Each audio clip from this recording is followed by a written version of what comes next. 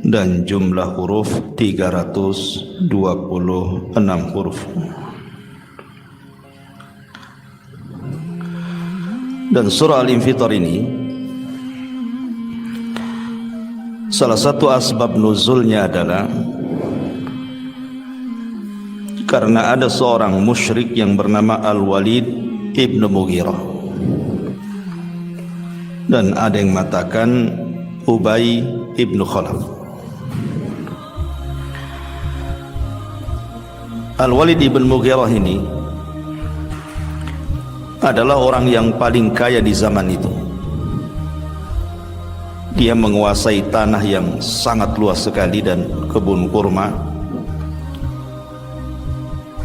Kemudian juga diberikan nikmat berupa anak-anak yang banyak, dan dia berbangga dengan dunia yang dimilikinya. Dan Al-Walid ini diberikan kecerdasan oleh Allah Azza wa Jal karena dia seorang pujangga hebat Arab, dan dia sanggup menghafal sampai bukan hanya syair-syair Arab saja, sampai kepada syair-syair dari kalangan jin dia tahu.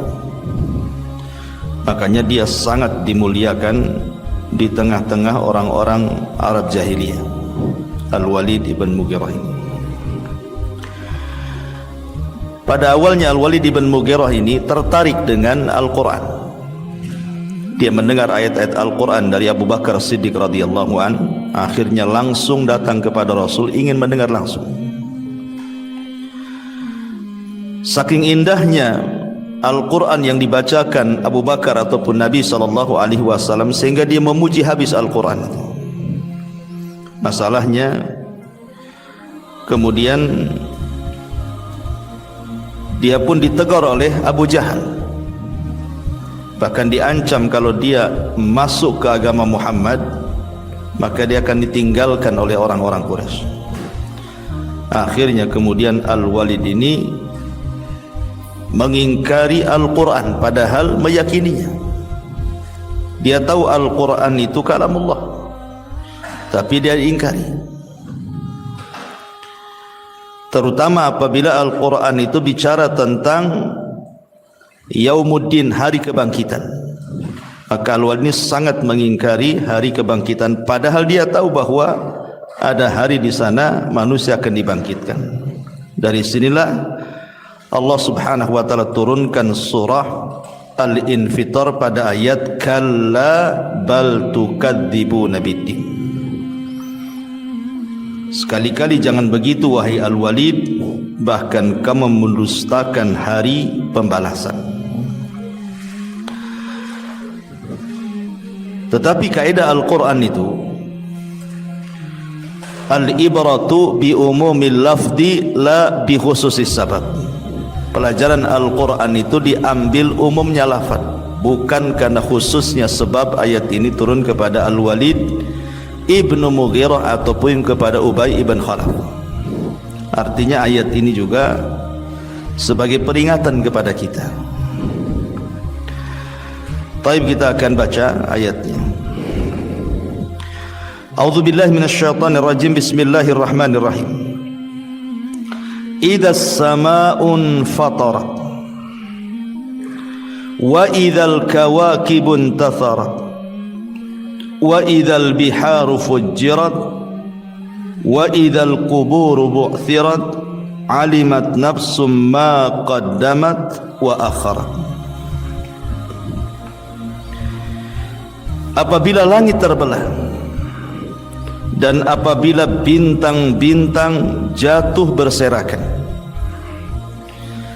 dan apabila lautan dijadikan meluap dan apabila kuburan-kuburan dibongkar, maka setiap jiwa akan mengetahui apa yang telah dikerjakan dan yang dilalaikannya. Ma'asyiral muslimat yang dimuliakan Allah Subhanahu wa taala, surah Al-Infitar ini sama dengan surah Al-Insyiqaq. Di permulaan ayatnya bicara tentang peristiwa besar pada hari kiamat, di mana Allah Subhanahu wa taala menyebutkan bagaimana kondisi langit saat kiamat. Ibu yang dirahmati Allah Subhanahu wa taala, kita tahu bahwa hari kiamat itu terjadi di hari Jumat. Sebagaimana hadis Nabi sallallahu alaihi wasallam mengatakan, khairu yaumin tala'at alaihi syamsu yaumul jum'ah. Fihi khuliqa Adam wa fihi udkhilal jannah wa fihi ukhrija minha wa la taqumus sa'atu illa fi yaumil jum'ah. Sebaik-baik hari di mana matahari terbit adalah hari Jumat. Pada hari Jumat Adam diciptakan. Pada hari Jumat Adam dimasukkan ke dalam sorga. Pada hari Jumat juga Adam dikeluarkan dari sorga. Dan tidaklah tegak hari kiamat kecuali hari Jumat. Jadi kita tahu bahwa memang Nabi SAW ataupun Al-Quran sendiri tidak menyebutkan kapan waktunya, maksudnya bulannya ataupun tahunnya, tapi harinya disebutkan bahwa kiamat itu terjadi hari Jumat.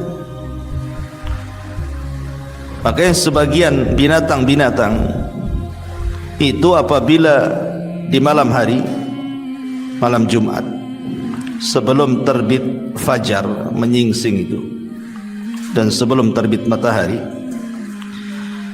maka mereka yatarakab, mereka tidak bisa tidur. Dikhawatirkan tidak ada fajar lagi dan tidak terbit lagi matahari. Maknanya ketika itu terjadi berarti kiamat dibangkitkan. Dan apabila terbit fajar sampai terbit matahari, maka mereka pun mulai senang karena tidak terjadi kiamat. Jadi binatang itu bisa merasakan apa yang kita tidak rasakan. Dan itu terjadi apabila ada gempa atau musibah-musibah besar. Biasanya yang mengetahui dulu itu adalah binatang sebelum manusia.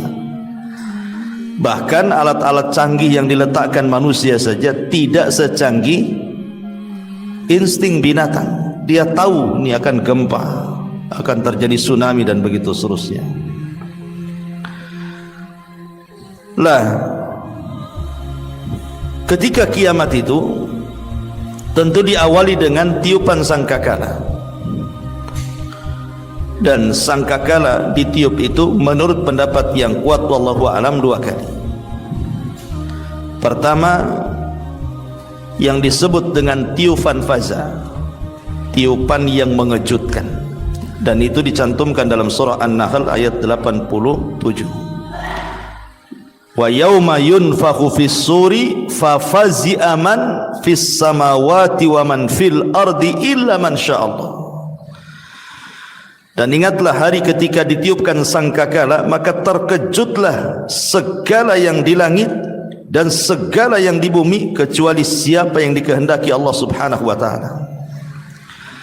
Baru setelah itu ada tiupan yang disebut dengan tiupan as-sa'iqah, tiupan kematian, dan itu disebutkan di dalam surah Az-Zumar ayat 68. Wa nufikha fis suri fa sa'iqa man fis samawati wa man fil ardi illa man sya'allah thumma nufikha fihi ukhra fa idahum qiyamun yanzurun.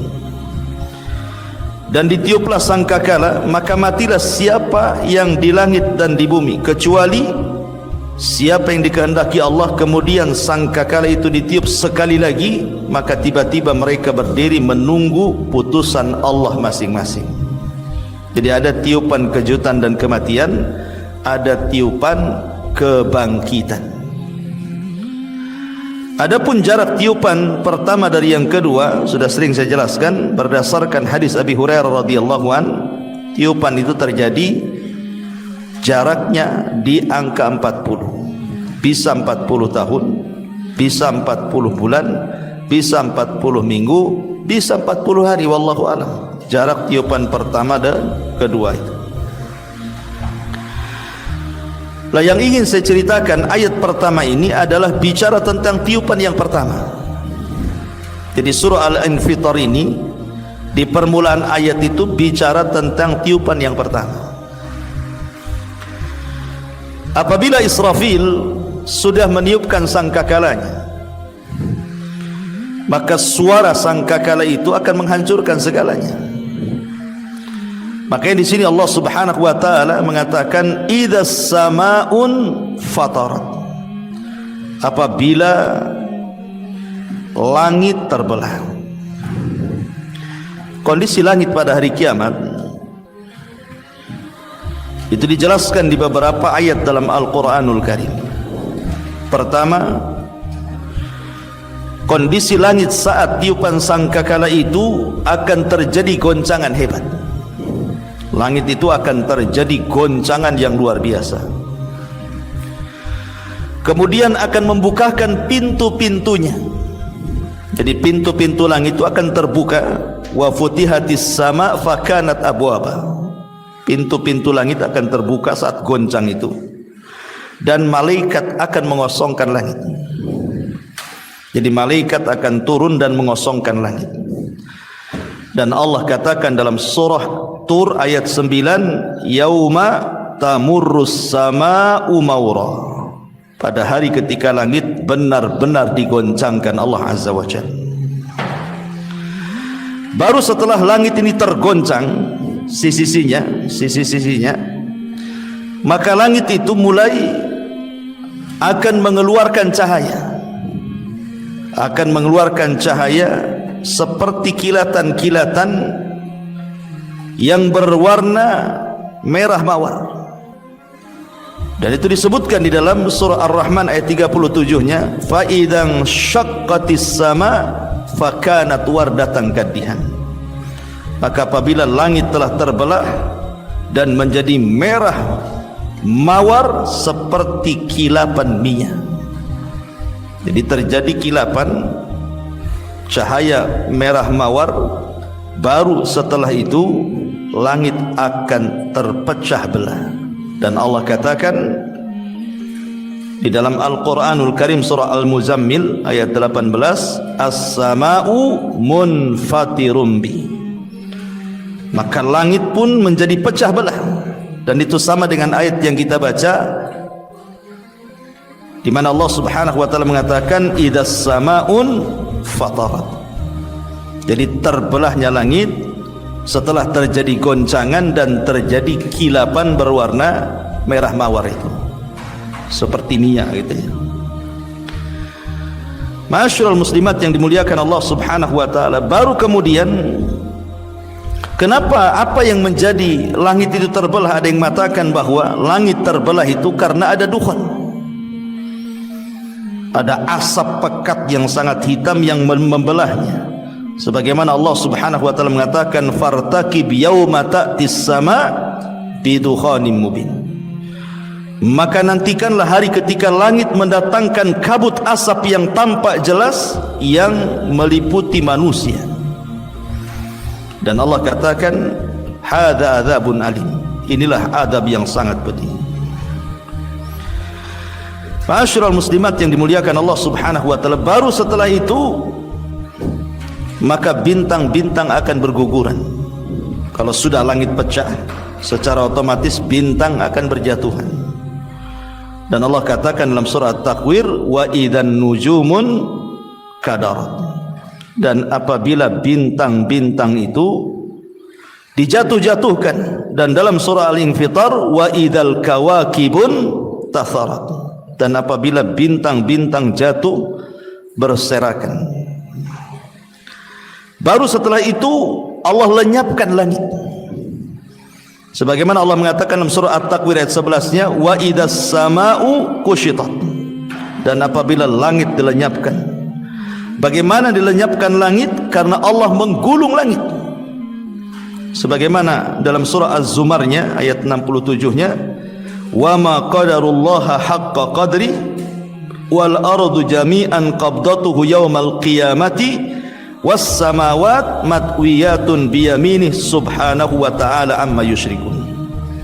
Dan mereka orang-orang musyrik itu tidak mengagung-agungkan Allah dengan pengagungan sebagaimana mestinya, padahal bumi seluruhnya dalam genggamannya pada hari kiamat, dan semua langit digulung dengan tangan kanannya. Maha suci dan maha tinggi Allah dari segala perbuatan syirik mereka.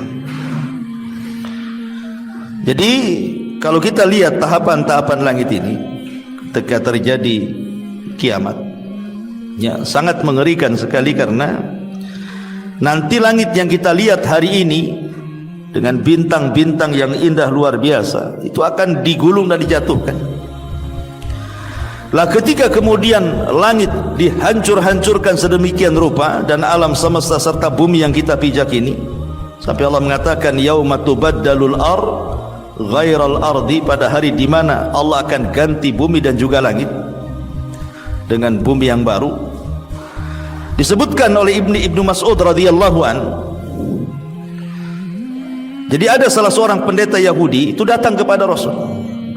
Pendeta Yahudi ini datang kepada Nabi SAW mengatakan, ya Muhammad, inna najidu anna Allah yaj'alus samawat alal isbi wal aradina ala isbi wasyajar ala isbi wal ma ala isbi wathara ala isbi wasairal khalqi ala isbi fayaqulu anal malik.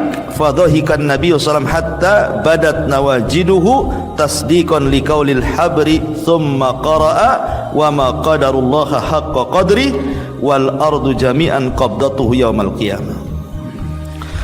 Jadi pendeta Yahudi ini bertanya kepada Rasulullah, wahai Muhammad, sesungguhnya kami dapati dalam kitab suci kami, maksudnya Taurat, bahwa Allah akan meletakkan langit di atas satu jari, pohon-pohon di atas satu jari, air di atas satu jari, tanah di atas satu jari, dan seluruh makhluk di atas satu jari.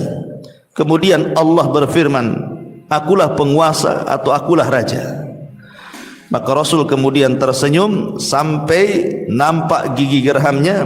Kemudian beliau membenarkan ucapan pendeta itu dan mengatakan firman Allah Azza wa Jalla, dan mereka, maksudnya orang-orang musyrik itu, tidak mengagung-agungkan Allah dengan pengagungan yang sebenar-benarnya, padahal bumi dan seluruhnya dalam genggamannya pada hari kiamat. Jadi ketika Allah Subhanahu wa taala karena kemurkaannya menghancurkan langit, menjatuhkan bintang-bintang, meluapkan air lautan dari tempatnya ke daratan dan menggempakan bumi, artinya sudah hancur tuh, sudah tidak ada makhluk lagi kan. Di sini Allah Subhanahu wa taala akan berteriak, ainal muluk, aina mulukud dunya, di mana raja-raja dunia, di mana raja-raja dunia gitu. Mana raja-raja yang pernah mengatakan saya raja? Kemudian Allah mengatakan limanil mulkul yaum, untuk siapa kerajaan ini, milik siapa raja ini, kerajaan ini milik siapa? Tidak ada yang jawab. Maka Allah Subhanahu wa taala menjawab sendiri, lillahil wahidil qahar, untuk zat yang maha satu, yang maha perkasa, lagi maha bisa menghukum segalanya. Masyarul muslimat yang dimuliakan Allah Azza wa Jalla. Dari sini Allah mengatakan idzas samaun fatarat, apabila langit menjadi terbelah, wa idzal kawakibun tatharat, dan apabila bintang-bintang jatuh berserakan. Masyarul muslimat yang dimuliakan Allah Azza wa Jalla, kita lihat bintang-bintang hari ini. Kalau kita melihat bagaimana kondisi bintang, kondisi matahari dan juga bulan, maka Al-Quran juga menceritakan bagaimana contohnya kondisi matahari saat kiamat itu. Allah mengatakan idza syamsu kuwirat, apabila matahari digulung. Jadi matahari pun ikut digulung ya. Kemudian keadaan bulan juga sama, Allah padamkan cahayanya. Fa idza bariqal basar wa khasafal qamar, apabila mata terbelalak ketakutan dan apabila bulan telah hilang cahayanya. Dalam ayat yang lain matahari dan bulan itu dijadikan satu. Wa jumi'asy syamsu wal qamar. Matahari dan bulan dijadikan satu, sementara bintang-bintang itu dijatuh-jatuhkan. Jadi yang tidak jatuh itu hanya matahari dan bulan saja. Matahari dan bulan tidak jatuh. Kenapa? Karena matahari dan bulan ini kelak akan diletakkan di atas kepala manusia di padang mahsyar. Jadi matahari dan bulan yang dijadikan satu yang tidak mungkin ketika normal, hari-hari normal itu kan tidak mungkin ketemu tuh matahari dengan bulan tuh. Mustahil mau ketemu matahari dengan bulan kan? Karena matahari terbit, bulan pula tenggelam. Tapi nanti pada hari kiamat justru akan dijadikan satu. Dan apabila manusia sudah masuk ke dalam neraka, yang memang berhak untuk masuk neraka, dan sudah penduduk sorga masuk ke dalam sorga, maka nanti matahari dan bulan itu dipendamkan di neraka. Pertanyaannya, salah apa matahari dan bulan kok dipendamkan di neraka pula? Emangnya dia berdosa? Tidak. Matahari dan bulan dipendamkan di neraka itu hanya untuk membantah para penduduk neraka yang ketika di dunia mereka menyembah matahari dan bulan. Inilah sesembahan kalian ada di neraka, gitu maksudnya. Bukan karena kesalahan matahari dan bulan, karena matahari dan bulan kan gak bermaksiat. Hanya untuk membantah orang-orang musyrik yang ketika di dunia menyembah matahari dan bulan itu saja. Makanya Allah pendamkan matahari dan bulan ke dalam neraka. Nah, di sini Allah Subhanahu wa taala mengatakan wa idzal kawakibun tatharat. Kemudian Allah mengatakan wa idzal biharu fujirat. Dan apabila lautan diluapkan, apabila lautan diluapkan. Dan itu sama dengan surah At-Takwir ayat 6, wa idzal biharu sujirat. Dan apabila lautan dipanaskan. Kita tahu bahwa jumlah lautan itu kan sama dengan jumlah lapisan langit dan lapisan bumi. Langit ya ada 7 lapisan, bumi juga ada 7 lapisan, laut juga sama, ada 7 laut kan satu dunia ini. Nanti pada hari kiamat 7 lautan ini dari semua benua ini akan dijadikan satu lautan. Dari 7 lautan dari berbagai macam benua di dunia ini akan dijadikan satu. Kemudian akan diluapkan ke daratan. Yang tadinya lautan itu kalau kita panas, ingin mendinginkan diri dengan memasukkan badan kita ke lautan, justru nanti pada hari kiamat itu lautan jadi panas. Makanya Allah mengatakan wa idzal biharu sujirat, apabila lautan dipanaskan. Setelah dipanaskan baru kemudian ditumpahkan ke daratan. Maka tidak ada satu jiwa manusia kalau terkena kecuali terbakar. Dan ini kita bisa saksikan kan ketika tsunami Aceh saja, lihat tsunami Aceh itu habis tsunami banyak orang yang gosong kan gitu.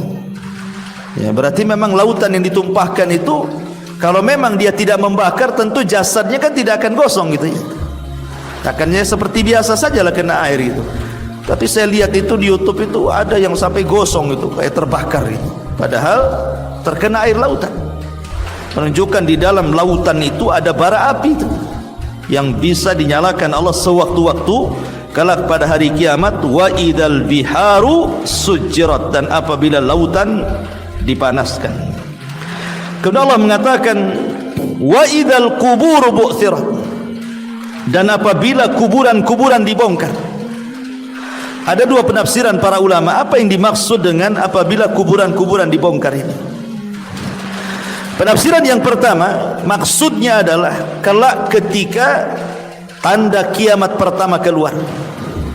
Tanda kiamat besar pertama keluar, maksudnya khurujud dajjal, keluarnya dajjal. Di antara fitnah dajjal itu adalah dia sanggup mengeluarkan pembendaharaan yang ada di bumi. Jadi kalau dajjal mengatakan kepada bumi, wahai bumi, ukhruji kunuzaki, keluarlah pembendaharaan kamu dari perut bumi, maka akan keluar berbagai macam pembendaharaan bumi, dari tambangnya, dari emasnya, dari peraknya, dari zamrudnya, macam-macam akan keluar dari bumi itu. Nah, itu maksudnya wa idzal quburu bu'thirat. Ya, atau dajjal mengatakan kepada orang-orang yang sudah mati, hiduplah kalian. Maka tiba-tiba kuburannya terbelah, kemudian mereka pun keluar dari kubur-kuburan itu, kemudian mengatakan kepada anak-anak mereka yang masih hidup, wahai anakku, sembahlah dia, maksudnya Dajjal, karena dia adalah Tuhan kalian. Padahal yang keluar dari kuburan itu bukan orang yang sudah mati, tetapi setan-setan yang menjelma orang mati. Karena setan itu bekerja sama dengan Dajjal ketika itu, karena tidak mungkin orang mati hidup lagi, ya. Nah, itu juga penafsiran, maksudnya wa idzal qubur bu'thirat itu artinya di sini fitnah Dajjal. Dia memerintahkan bumi untuk mengeluarkan pembendaharaannya, atau memerintahkan orang-orang yang sudah mati hidup lagi, walaupun itu jelmaan daripada syaitan. Itu satu penafsiran. Tapi penafsiran yang kuat wallahu alam, yang dimaksud wa idzal qubur bu'thirat di sini artinya adalah hari di mana manusia dibangkitkan dari kubur-kubur mereka. Kapan itu? Pada tiupan sangkakala yang kedua, ya, pada tiupan sangkakala yang kedua. Kenapa? Karena ayat setelahnya Allah mengatakan alimat nafsun ma qaddamat wa akharat. Maka setiap jiwa akan mengetahui apa yang telah dikerjakan dan apa yang telah dilalaikannya. Ma'asyiral muslimat yang dimuliakan Allah Subhanahu wa taala, pada tiupan yang kedua atau sangkakala yang kedua, maka manusia ketika terjadi kiamat itu kan ada hal-hal yang Allah Subhanahu wa taala kecualikan, tidak dihancurkan. Salah satu yang tidak dihancurkan adalah tulang ekor setiap manusia. Jadi tulang ekor setiap manusia itu tidak akan dihancurkan oleh Allah Subhanahu wa taala. Lah ketika itulah maka tiupan yang kedua ini itu ketika manusia sudah mati semuanya, sudah digantilah, bumi sudah beda, langit sudah beda gitu ya. Kemudian Allah Subhanahu wa taala turunkan hujan ketika itu. Maka hujan itulah yang kemudian menjadikan tulang-tulang ekor itu tumbuh kembali. Jadi tulang ekor itu akan tumbuh dengan turunnya hujan. Dan itu disebutkan di dalam Al-Qur'anul Karim, di mana Allah Subhanahu wa taala mengatakan walladzi nazzala minas sama'i ma'an biqadarin fa ansyarna bihi baldatan mayyitan kadzalika tukhrajun. Dalam surah Zuhruf ayat 11 Allah mengatakan, dan Rabb yang menurunkan air dari langit menurut kadar yang diperlukan, lalu kami hidupkan dengan air tersebut negeri-negeri yang mati. Seperti itulah kami akan keluarkan kalian dari kubur-kubur kalian. Ya, jadi sebelum kemudian mereka dibangkitkan, maka tubuh mereka akan dikembalikan dulu dengan cara turun hujan setelah tiupan yang kedua. Ya. Dan itu berdasarkan hadis Nabi juga. Thumma yursilullahu mataran ka'annahu atallu aw dhallu nu'manu syak fatambutu minhu ajsadun nasi thumma yunfakhu fihi ukhra fa idahum qiyamun yanzurun. Kemudian Allah menurunkan hujan bagaikan geribis ataupun awan, maka tumbuhlah darinya jasad-jasad manusia. Kemudian ditiupkan kembali sangkakala untuk kedua kalinya, maka tiba-tiba mereka berdiri menunggu putusan Allah masing-masing. Jadi kalau kita melihat hadis ini berarti hujan dulu, baru kemudian setelah jasadnya kembali ke tulang ekor mereka, baru ditiupkan sangkakala kedua, baru mereka bangun. Baru Allah lesatkan ruh-ruh mereka yang tidak dihancurkan pada hari kiamat. Bagi orang-orang yang beriman diletakkan di Illiyin, bagi orang-orang yang kafir diletakkan di Sijjin. Allah mengatakan wa idzan nufusu zuwizat, apabila jiwa itu melesat kemudian dimasukkan ke jasadnya masing-masing, disitulah kemudian manusia dibangkitkan. Lah ketika manusia dibangkitkan, maka Nabi SAW mengatakan yuhsyaruna yaumal qiyamah khufatan uratan ghurlan buhman. Jadi mereka dibangkitkan itu tidak menggunakan pakaian.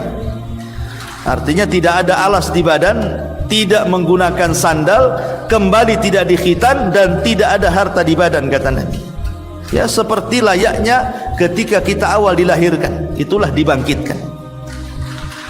Lah ketika awal dibangkitkan inilah manusia sudah tidak kenal siapapun. Dia hanya kenal dirinya sendiri saja dan bagaimana cara menyelamatkannya, dan itu dijelaskan di dalam Al-Qur'anul Karim. Yauma yafirrul mar'u min akhi wa ummihi wa abihi wa sahibatihi wa banihi likulli imri'in minhum yauma idzin sya'nun yughni. Di mana manusia lari dari saudaranya, lari dari ibu bapanya, lari dari istri dan anak-anaknya. Setiap manusia sibuk masing-masing. Sampai Aisyah radhiyallahu anha menggambarkan, Rasul kalau manusia dibangkitkan telanjang, lalu kami gimana? Kaum Hawa, kaum wanita yang telanjang itu tentu akan dipandang aurat kami oleh laki-laki. Maka Nabi SAW mengatakan, wahai Aisyah, hari itu kondisinya berbeda. Nggak ada orang yang memandang aurat orang itu, tidak ada. Orang sibuk masing-masing gitu kan, karena orang lari dari sini dari sana. Baru setelah manusia itu sudah nggak karuan, yang dari timur ke barat, barat ke timur, ke selatan ke utara, bingung orang itu. Barulah kemudian ada suara panggilan dari jauh sekali untuk berkumpul di satu titik yang disebut dengan mahsyar. Jadi ketika manusia sudah lari sana sini karena kebingungan mereka, baru kemudian terdengar satu teriakan dari satu titik, maka semua manusia mengarah ke situ. Lah disinilah terjadi banyak hal, ya. Karena tidak jelas kan gitu ya, jarak tempuh panggilan itu ke tempat kita menuju panggilan itu. Berapa jaraknya kita tidak tahu. Tidak disebutkan berapa kilometernya, kan tidak tahu kan. Berarti kan bisa saja dekat, bisa saja jauh gitu. Untuk ke panggilan itu. Lah disitulah berbagai macam manusia diuji oleh Allah Subhanahu wa ta'ala.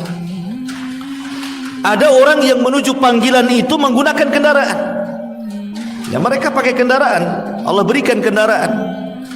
Seperti orang-orang yang berkurban gitu ya. Boleh jadi kurban itu akan jadi kendaraan dia kelak pada hari kiamat untuk menuju ke panggilan itu. Ada juga mungkin mereka yang menuju ke panggilan itu berjalan dengan kepalanya, kakinya di atas. Ya. Ketika sahabat Nabi SAW bertanya soal orang-orang musyrik yang mengolok-olok Nabi SAW, bagaimana mungkin orang bisa berjalan dengan kepala kaki di atas? Namanya berjalannya kaki dulu kan itu. Maka Rasul mengatakan, zat yang mampu menjalankan kalian di dunia dengan kakinya, dia pun sanggup menjalankan manusia dengan kepalanya. Jadi ada berjalan dengan kepala itu menuju panggilan itu. Ada juga yang kemudian dikecilkan oleh Allah Azza wa Jalla tubuhnya. Jadi untuk menuju ke panggilan itu jadi kecil dia. Di tengah-tengah manusia yang sangat besar sehingga dia terseok-seok karena takut diinjak. Dan mereka adalah orang-orang yang disebutkan dalam hadis Nabi SAW, al-mutakabbirun, orang-orang yang sombong. Ketika dia merasa sombong di dunia, Allah kecilkan badannya seperti semut di akhirat. Bayangkan betapa lamanya dia akan sampai ke tujuan. Kalau kecil kan, langkahnya kan kecil gitu. Belum lagi takut terseok-seok gitu. Kemudian ada juga yang berjalan dalam kondisi pincang. Dalam kondisi pincang, dalam kondisi miring gitu ya. Seperti hadis Nabi SAW ketika seorang laki-laki yang memiliki dua istri kemudian tidak adil kepada salah satunya. Kata Rasul, nanti pada hari kiamat akan berjalan miring. Ya. Pincang karena ketidakadilannya itu. Kemudian juga macam-macam disebutkan dalam hadis itu, orang yang berjalan menuju panggilan itu dalam bentuk berbagai macam. Ada yang nggak punya daging, wajahnya itu hanya tulang belulang seperti orang yang meminta-minta. Ada yang berjalan seak-seok sana sini gitu ya, kayak orang mabuk, kesetanan seperti para pemakan riba. Ya, karena Dalam Al-Quran sendiri Allah mengatakan alladzina ya'kuluna riba la yaqumuna illa kama yaqumul ladzi yatakhabbathu syaitanu minal mas. Orang-orang yang memakan riba itu tidak dapat berdiri melainkan seperti berdirinya orang yang kerasukan setan. Ya, karena mereka gila, jadi ya oyong bahasa kitanya ya. Miring sana, miring sini, orang mabuk. Kapan sampainya ke panggilan itu coba? Makan riba itu. Ya. Dan banyak lagi gitu ya. Seperti Nabi mengatakan ma yazalur rajulu yas'alun nas hatta ya'tiya yaumal qiyamah laysa fi wajhihi muz'atul lahmi. Seseorang yang selalu meminta-minta pada orang lain di dunia, kelak ketika dibangkitkan dalam keadaan tidak ada sekerat daging sama sekali di wajahnya, hanya tengkorak saja ke sana kemari gitu, menakutkan. Subhanallah, ini mengerikan, tidak bisa kita bayangkan. Coba yang berapa hari, berapa bulan, berapa tahun sampai ke panggilan itu. Ini manusia sudah kelelahan. Ketika sampai di panggilan itu bukannya enak gitu ya. Manusia akan berdiri lama di situ. 50.000 tahun dijelaskan itu. Tapi sekali lagi ini hanya untuk orang-orang kafir saja. Orang-orang yang beriman tentu tergantung hisabnya. Kalau hisabnya mudah ya tidak lama gitu. Apalagi tanpa hisab ya tidak akan mungkin tinggal di situ langsung direct masuk surga. Tapi disitulah kan banyak peristiwa ya. Seperti akhirnya Nabi SAW menunggu umatnya di telaganya. Karena ketika itu kan matahari didekatkan di atas kepala, kepanasan, haus. Ya, mereka tidak minum, tidak makan kecuali dari telaga Nabi. Ya, umat Islam ya mengikuti telaga Nabi SAW, minum dari situ kalau ditakdirkan minum. Dan Allah mengatakan, Rasul mengatakan bahwa sekali tegukan sudah cukup menghilangkan haus selamanya kalau yang ditakdirkan minum. Tapi apa ada semua manusia itu terkena matahari? Tidak semua orang tersengat matahari, karena ada golongan-golongan itu yang mendapatkan naungan. Ya. Jadi ketika mereka berkumpul di padang mahsyar itu ada orang-orang yang tidak akan tersengat matahari. Sebagaimana ma'ruf hadis Nabi SAW, sab'atun yudhilluhumullahu fi dhillihi yawma la dhilla illa dhilluh. 7 kelompok yang akan mendapatkan naungan di hari yang tidak ada naungan kecuali naungan Allah, seperti imam yang adil, pemimpin yang adil, anak muda yang tumbuh di atas ibadah kepada Allah, seseorang yang hatinya terikat dengan masjid, 2 orang laki-laki atau 2 orang yang cinta karena Allah, berkumpul karena Allah, berpisah karena Allah, ataupun seorang yang ketika diajak berzina dia pun takut kepada Allah, atau seorang yang bersedekah dengan tangan kanannya, tangan kirinya tidak tahu, atau seorang yang tengah malam dia tafakur kemudian menangis karena takut kepada Allah Azza wa Jal. Maka itu semua adalah pengecualian orang-orang yang tidak akan tersengat matahari. Tapi di sini Allah Subhanahu wa taala mengatakan alimat nafsun ma qaddamat wa akharat. Maka ketika itu jiwa akan mengetahui apa yang telah dikerjakan dan yang dilalaikannya. Maksudnya apa? Di antara kehususan hisab, ini kan bicara hisab di sini. Ya. Di antara kehususan hisab pada hari kiamat adalah Allah Subhanahu wa taala kembalikan seluruh hafalannya. Jadi Allah itu akan mengembalikan kepada manusia itu seluruh hafalan yang pernah dia lakukan. Kalau di dunia saja kita kan sudah lupa apa yang dikerjakan minggu kemarin, bulan kemarin. Kadang-kadang kita lupa kan itu. Apalagi pinjam uang, itu paling lupa. Nah, kalau tagih, saya nggak punya utang kok, padahal punya utang. Setelah dikasih tahu, ini buktinya ada, baru ingat dia kan. Jadi manusia di dunia itu kadang-kadang mudah lupa gitu ya. Tetapi nanti di antara khususnya hisab itu, kehususan hisab itu, manusia akan diingatkan semuanya. Sejak dia akil balik sampai dia mati, manusia akan ingat semuanya. Lah ketika itulah orang-orang mujrim, orang-orang jahat, ya kan, mereka merasa menyesal. Dan dikatakan dalam Al-Quran surah Al-Kahfi itu ayat 49, wa wudi al-kitab, dan ketika diletakkan catatan di hadapan mereka, fataral mujrimina mushfikina mimma fihi, maka kamu lihat orang-orang yang bersalah ketakutan terhadap apa yang tertulis di dalamnya. Wa yaquluna, dan mereka mengatakan, ya wailatana ma li hadzal kitab la yughadiru saghiratan wala kabiratan illa ahsaha. Duhai celaka aku, kitab apa ini yang tidak meninggalkan yang kecil dan tidak pula meninggalkan yang besar, melainkan ia mencatat semuanya. Jadi enggak ada lagi, enggak ada yang tersisa dari yang kecil dan juga yang besar kecuali ada catatannya. Kan mengerikan seperti ini, ya. Kok kayak gini catatannya, kok tahu semua gitu ya.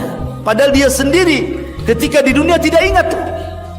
Baru setelah membaca catatannya, baru dia pun ingat. Di sini Allah mengatakan, alimat nafsun ma qaddamat wa akharat.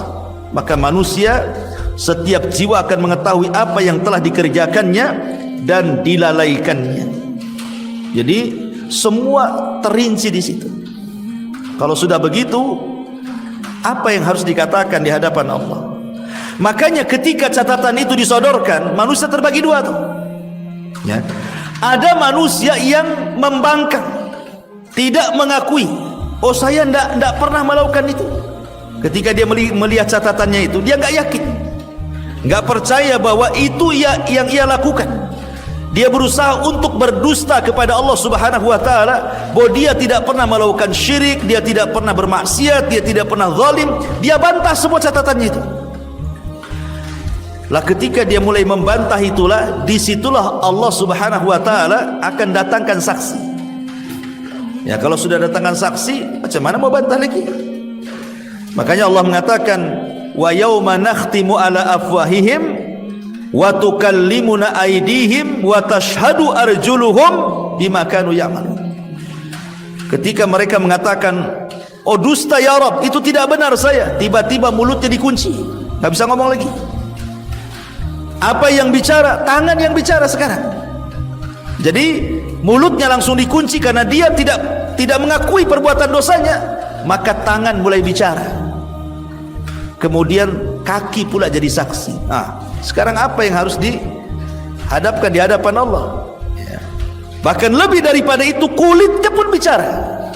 Kulit kita ini akan bicara di hadapan Allah untuk membantah lisan yang mengatakan aku tidak pernah melakukan ini. Kulit pun bicara bahwa iya, badan ini telah melakukannya. Sampai akhirnya kemudian lisan ini ngomong sama kulit, lima syahidtum alaina. Wahai kulit, kenapa engkau menjadi saksi bagi badanmu sendiri? Maka kulit mengatakan, antakanallah, Allah yang buat aku bicara. Artinya kalau seandainya badan kita jadi saksi, ya, ini saja sudah cukup sebenarnya. Tetapi saksi-saksi di akhirat ini bukan hanya sekedar tangan kita bicara, kaki kita bicara, kemudian kulit kita jadi saksi, bahkan bumi yang kita pijak pun jadi saksi. Sehingga Allah mengatakan dalam surah Al-Zalzalah itu, idza zulzilatil ardu zilzalaha wa akhrajatil ardu athqalaha wa qala al-insanu ma laha yauma idzin tuhadditsu akhbaraha. Pada hari itu bumi ikut bicara. Bumi itu ikut jadi saksi gitu ya. Bahwa si fulan benar. Pada tanggal sekian, hari sekian, malam sekian, bulan sekian, tahun sekian, maksiat sebelah sini. Repot juga tuh, mau lari kemana tuh? Cukup sampai di sini? Tidak. Malaikat jadi saksi. Semua akan jadi saksi. Pada seandainya Allah menjadi saksi itu sudah cukup. Tapi bagaimana Allah Subhanahu wa taala ingin membuat peradilan seadil-adilnya, tidak ada saksi yang dibayar. Semua akan bicara.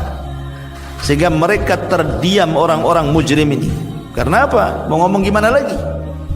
Ya, wa alimat nafsum ma qaddamat, alimat nafsum ma qaddamat wa akharat. Setiap jiwa akan mengetahui apa yang dikerjakan dan dilalaikannya. Gak bisa mengelak lagi dia. Ini yang disebut dengan hisab yang sulit namanya. Hisab yang sulit itu dimulai dengan bantah membantah, ingkar mengingkari. Tetapi kalau hisab mudah, Maka orang-orang yang dihisab mudah mereka tidak akan mengingkari. Mereka justru mengakui, betul engkau melakukan itu? Ya. Betul engkau melakukan ini? Ya. Dia akan bantah. Ya.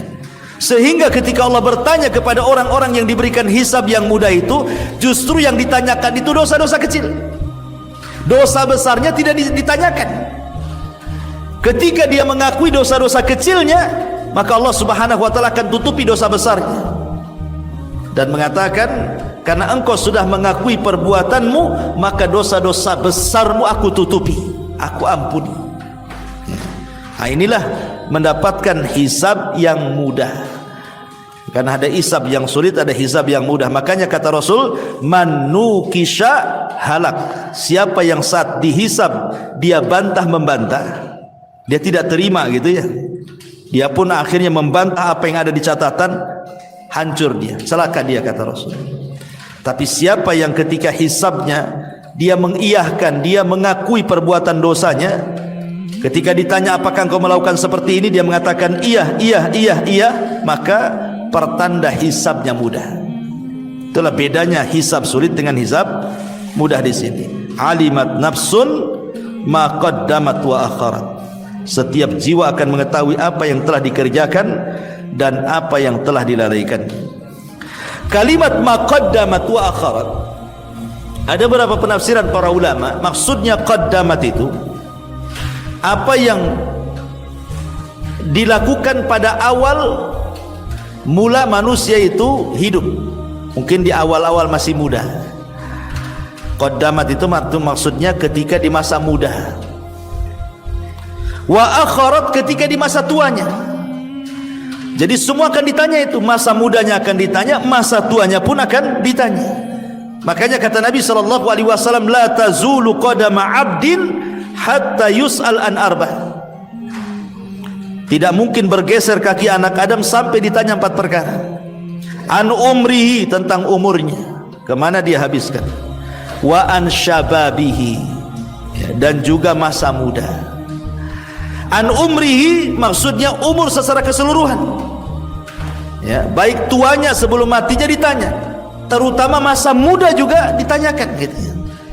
Kenapa kemudian masa muda ini ditanya, padahal muda ini kan bagian daripada umur gitu ya? Karena rata-rata orang yang melakukan kejahatan itu di masa muda. Karena betapa banyak orang-orang yang di masa muda dia melakukan kejahatan, kemudian setelah dia tua dia bertobat. Sebagaimana Allah Subhanahu wa taala berfirman dalam Al-Qur'an, Rabbi auzi'ni an ashkura ni'mataka allati an'amta 'alai wa 'ala walidayya. Ya Tuhanku, berilah aku ilham untuk tetap mensyukuri nikmatmu. Sebagian para ulama mentafsirkan ini isyarat orang-orang yang usianya sudah menginjak 40 tahun ke atas. Mulai dia berpikir bosan maksiat gitu bahasa kitanya ya. Sudah mulai pengen tobat, pengen hijrah, pengen baik ya. Sudah mulai 50, 60 kan sudah mulai dia bosan dengan maksiat itu ya. Jadi ada yang seperti, tapi ada juga masa mudanya jahat, masa tuanya lebih jahat lagi. Nah, tapi semua akan ditanya, mau masa mudanya mau masa tuanya tetap akan ditanya. Ini satu penafsiran. Penafsiran yang kedua, ma qaddamat wa akharat. Maksudnya setiap jiwa akan mengetahui apa yang telah dikerjakan. Qaddamat itu maksudnya bicara tentang umat-umat sebelum kita. Ya, maksudnya bukan umat ya namanya manusia dari umat Islam yang awal-awal ya, seperti kelasnya para sahabat, para tabi'in gitu ya. Wa akharat ini umat akhir-akhir. Jadi semua akan ditanya oleh Allah Azza wa Jalla, baik kalangan para sahabat ataupun umat yang akhir-akhir. Ataupun maqaddamat wa akharat di sini artinya apa yang sudah diamalkannya, baik dari perbuatan baik ataupun perbuatan jahat, ataupun yang dicita-citakannya tetapi belum diamalkan. Tapi dia punya cita-cita gitu, pengen haji tapi tak jadi haji, keburu mati ya. Kemudian pengen sedekah tapi tidak jadi sedekah, keburu mati. Atau dari perbuatan maksiat gitu ya, dia sudah ancang-ancang tuh, kalau saya punya uang saya ingin begini, tapi maksiat dia. tapi belum dilakukan, semuanya akan dicatat dan akan dibalas. Ya, baik yang sudah dilakukan ataupun yang hanya sekedar dicita-citakan, yang terlalaikan dari dia. Alimat nafsun ma qaddamat wa akharat. Setiap jiwa akan mengetahui apa yang telah dikerjakan dan dilalaikannya. Itu dia juga di antara penafsiran para ulama. Kemudian Allah Subhanahu wa taala katakan, ya ayyuhal insanu ma gharraka bi rabbikal karim alladzi khalaqaka fasawwaka fa'adalak fi ayyi suratin ma syaa rakkabak kalla bal tukadzibuna biddin wa inna 'alaikum lahafidin kiraman katibin ya'lamuna ma taf'alun. Kemudian di sini Allah mengatakan, wahai manusia, ya ayyuhal insan, ma gharraka bi rabbikal karim. Apakah yang telah memperdayakan kamu sehingga kamu berbuat durhaka terhadap Tuhanmu yang maha mulia, yang telah menciptakan kamu lalu menyempurnakan kejadianmu dan menjadikan susunan tubuhmu menjadi seimbang dalam bentuk apa saja yang dikehendaki. Dia menyusun tubuhmu. Di sini Allah Subhanahu wa taala ingin katakan, ya ayyuhal insan ma gharraka bi rabbikal karim alladzi khalaqaka fasawwaka fa'adalak fi ayyi suratin ma syaa rakabak. Allah Subhanahu wa taala sudah banyak memberikan nikmat kepada kita. Salah satunya adalah Allah menciptakan kita. Kemudian setelah Allah menciptakan kita, tidak hanya cukup menciptakan, tapi fasawwa, menyempurnakan ciptaannya, meletakkan mata di situ, hidung di situ, tangan di situ, gitu ya, sempurna betul. Coba bayangkan kalau mata taruh di dengkul, gimana tuh ngelihatnya? Kan susah juga, nggak bisa melihat ke atas. Telinga taruh di atas kepala, kan itu susah juga. Tangan taruh di kaki, kaki taruh di tangan, susah. Tetapi Allah Subhanahu wa taala sempurnakan tuh. Ya, mulai dari letak mata, letak hidung, letak kuping, letak tangan, dan begitu seterusnya. Bukan hanya itu saja, fa'addalah, diseimbangkan. Tangan kanan dengan tangan kiri tidak ada berat sebelah. Mata kanan, mata kiri tidak ada besar sebelah. Telinga kanan, telinga kiri tidak ada budek sebelah, gitu ya, istilahnya itu. Betul-betul seimbang, termasuk juga berjalan dengan dua kaki itu seimbang. Tidak ada manusia, tidak ada makhluk yang diciptakan Allah yang seimbang berdiri dengan dua kaki kecuali manusia. Coba lihat binatang, nggak ada binatang itu yang bisa berdiri dengan kedua kaki itu, nggak ada ceritanya. Paling berjalan dengan perut, ya kan, seperti ular, cacing, gitu ya, atau bungkuk walaupun dengan kedua kaki seperti ayam atau yang lainnya, atau dengan empat kaki. Pokoknya nggak ada sebaik manusia ini. Ya, bukan hanya itu saja, fi ayyi suratin ma syaa rakkaba, dalam bentuk apa saja yang dikehendaki dia menyusun tubuhmu. Coba bagaimana kalau Allah membentuk kita seperti keledai, seperti buaya, seperti harimau, nggak ada bedanya kita dengan binatang, kan? Tapi Allah Subhanahu wa taala sudah ciptakan fi ahsani taqwim, sebaik-baik bentuk. Makanya Allah Subhanahu wa taala menyinggung, loh, nikmat Allah yang demikian besar kepadamu ini, ya ayyuhal insan ma gharraka bi rabbikal karim. Ya, wahai manusia, apa yang menyebabkan kamu melakukan tipu daya kepada Allah Subhanahu wa taala, Tuhan yang telah memuliakan kamu, seolah-olah tidak bersyukur, gitu maksudnya. Mana syukur kamu itu, loh, Allah sudah kasih banyak nikmat, kau kufur kepadaku. Kalimat ma gharraka bi rabbikal karim, apa yang memperdayakan kamu untuk berbuat durhaka kepada Allah Azza wa Jalla? Ada beberapa perkara yang manusia itu menjadikan dia durhaka kepada Allah Azza wa Jalla dan tertipu di dunia. Di antaranya adalah, pertama, al-jahlu, kejahilan. Orang durhaka kepada Allah dan tertipu di dunia ini. Kenapa? Karena kejahilan. Dia karena bodoh, ya, karena jahil terhadap Allah, jahil kepada Rasul, jahil kepada agama. Makanya kejahilan inilah yang pertama kali manusia durhaka kepada Allah. Orang jahil ini mudah durhaka karena dia tidak tahu. Karena kejahilannya tidak tahu, harusnya sholat dia tidak sholat kan itu ya, harusnya zakat tidak zakat, harusnya haji tidak haji, harusnya jangan dilakukan malah dilakukan. Kenapa? Jahil dia. Akhirnya dia pun tertipu dengan kejahilannya, kemudian durhaka kepada Allah Azza wa Jalla. Yang kedua, disebabkan syaitan. Ya. Syaitanlah yang membuat kita durhaka kepada Allah. Lihat Nabi Adam alaihi salatu wassalam di surga. Nabi Adam itu nabi, bukan manusia biasa, tetapi menjadi membangkang atas perintah Allah. Karena apa? Karena setan. Setan yang ngasih was-was Adam, makan, akhirnya makan buah larangan. Akhirnya Adam pun durhaka dengan Allah Subhanahu wa taala. Kemudian yang ketiga, kawan yang jelek, kawan yang buruk. Hati-hati berkawan itu. Makanya Abu Talib itu saat detik-detik wafatnya, sebenarnya Abu Talib itu sudah mengakui agama yang paling hak itu agama Rasulullah. Karena lisannya yang ngomong begitu. Dia ngomong sama Ali radhiyallahu anhu, putranya, dan mengatakan, "Ya Ali, kalau bukan karena aku takut dicela manusia, sudah kupeluk agama Muhammad itu." Jadi tidak masuk Islamnya Abu Talib itu karena takut dicela kawan-kawannya. Nah, itulah kawan-kawan yang buruk. Ya, kawan-kawan yang buruk itu akan menyesatkan kita sehingga kita durhaka dengan Allah Azza wa Jalla. Makanya Rasul mengatakan, "Al-mar'u ala dini khalili." Seseorang itu tergantung kawan. Maka carilah kawan yang baik, jangan sampai cari kawan, dapat kawan yang menyesatkan kita. Terlampau cinta dengan harta gitu ya, terlampau cinta dengan keluarga, terlampau cinta dengan pasangan, dengan anak-anak, akhirnya durhaka dengan Allah. Makanya Allah mengatakan, "Alhaakumut takatsur hatta zurtumul maqabir." Yang melalaikan kita dari ketaatan Allah, terkadang berlomba-lombanya kita mengejar dunia. Ya, ini 4 perkara yang menjadikan manusia itu durhaka dengan Allah Subhanahu wa taala. Ataupun saya tambah yang kelima, berdasarkan perkataan Fudail ibn Iyad, karena manusia mengira bahwa Allah Subhanahu wa taala itu Maha Rahim, Allah itu Maha luas rahmatnya.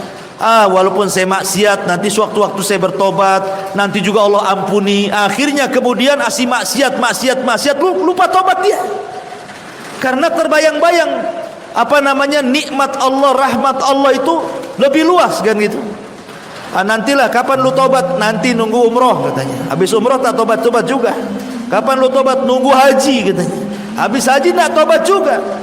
Karena berpikir bahwa kapanpun tobat, kan Allah Maha Pengampun tuh, luas rahmatnya. Akhirnya dilalaikan dengan keyakinan Maha Pengampunnya Allah, Maha luasnya rahmat Allah. Akhirnya tidak mau tobat, tetap durhaka kepada Allah tuh. Jadi ini pun perkara-perkara seperti inilah yang menjadikan orang itu tertipu, akhirnya durhaka dengan Allah.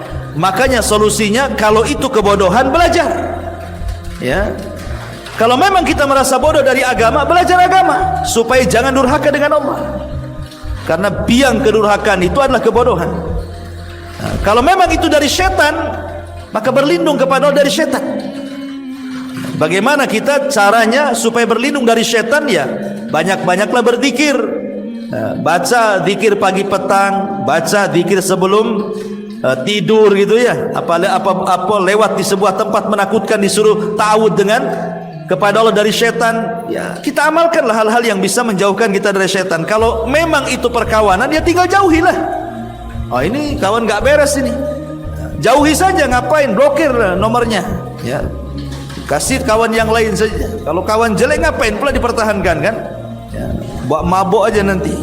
Kemudian kalau memang urusan dunia, ya kurangi. Minimalnya kalaupun dunia dikejar, cukuplah dunia itu di tangan. Jangan sampai dimasukkan ke dalam hati. Kaya boleh, tapi jangan sampai melampau. Ya, Islam tidak melarang orang kaya. Yang Islam larang itu kalau meletakkan kekayaan dalam hati dan tujuan hidupnya itu hanya kekayaan saja. Kenapa demikian? Karena Rasul yang mengatakan kalau kekayaan itu menjadi tujuan hidupnya, maka kefakiran akan diletakkan di kedua matanya. Kata Rasul nih, ya, man kanatid dunya hammuhu, barang siapa yang dunia ini angan-angannya, ja'alallahu faqrahu baina ainaihi, Allah jadikan kefakirannya di antara kedua matanya itu. Makanya banyak orang kaya itu diadab dengan kekayaannya, Bu. Bukannya orang kaya itu nikmat dengan kekayaannya, tidak. Justru diazab dengan kekayaannya. Aneh gitu ya. Orang kaya itu harusnya kan menikmati itu.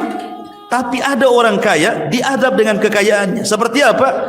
Ada orang kaya itu lebih miskin daripada orang miskin. Orang miskin saja kadang-kadang kerja, pamannya dia tukang bangunan atau mungkin jadi supir apa, ojek, sudah jelas waktunya kan, jam sekian udah istirahat. Itu orang miskin tuh. Masih ada istirahatnya. Ya. Tapi orang kaya tidak ada istirahatnya, Bu. Dia sudah ngantor nih dari pagi jam sekian, nanti pulang kantor itu entah apa lagi diceritain nih, malamnya mikir lagi bisnis. Kapan istirahatnya orang kaya gitu tuh? Orang miskin aja tidak kayak gitu mikir duit itu.